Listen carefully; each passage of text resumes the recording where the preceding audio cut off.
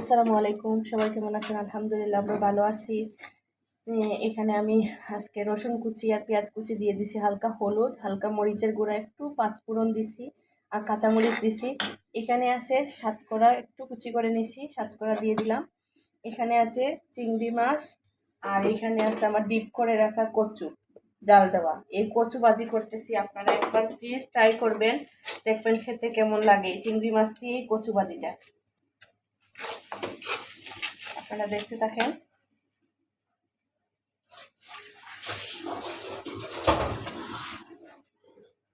কচু ভাজিটা খেতে কিন্তু খুবই মজা হয়।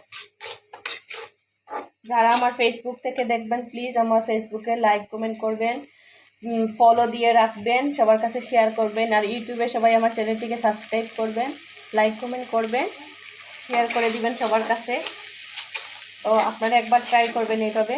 আমি তো এখানে রান্না করতেছি। চিংড়ি মাছটা একদম ফ্রেশ ছিল, চিংড়ি মাছ দিয়ে এই কচু ভাজিটা করবো। আপনারা দেখেন, এখানে আমি কচুটা দিয়ে দিচ্ছি একটু নরম হওয়ার জন্য।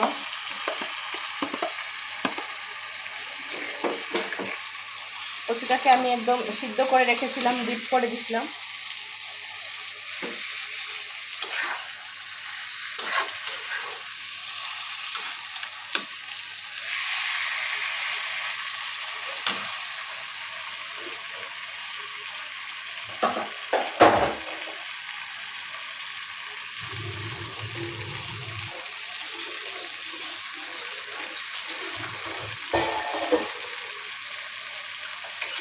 তো এটা একদম, এটাতে আর কিচ্ছু আমি দিব না।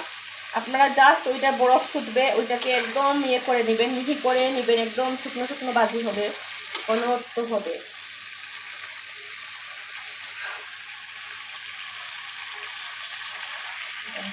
ফুটতে যতক্ষণ সময় লাগবে এই চুলাতে এইভাবে একটু একটু করে ফুটবে আর একটু একটু করে ভাজি হবে, বরফটা গলতে সময় যাবে।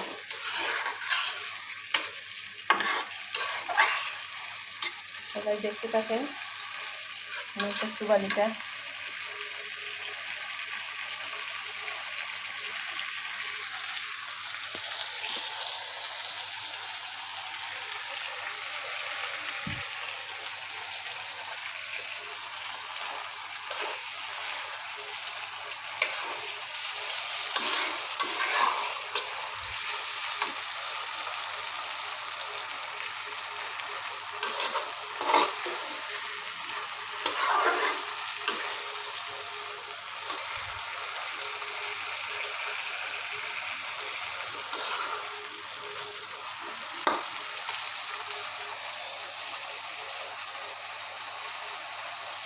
আর এখানে দেখেন আমি একটা কাগজ দিয়ে দিছি, এখানে যে চুলার যে তেলগুলো আছে না, আমার পুরো গ্লাসটা একদম ইয়ে হয়ে যায়, তেলে ভর্তি হয়ে যায়।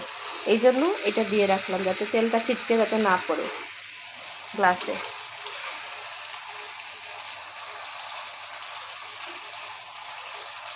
তো আপনারা দেখতে পাচ্ছেন আমার কচু ভাজিটা। আপনারা একবার প্লিজ এরকম ট্রাই করবেন, তো ভালো লাগবে সবারই। সাতকরাটা দিবেন, খুবই স্মেল লাগে। আমার জানেনই তো আমাদের সিলেটিরা আমরা আবার সাতকরা প্রিয়, তো সব কিছুতে আমরা একটু সাতকরা অ্যাড করি। গরু মাংসতে পরে গরু মাংসের যত কিছুই রান্না করি সাতকরা ইউজ করি।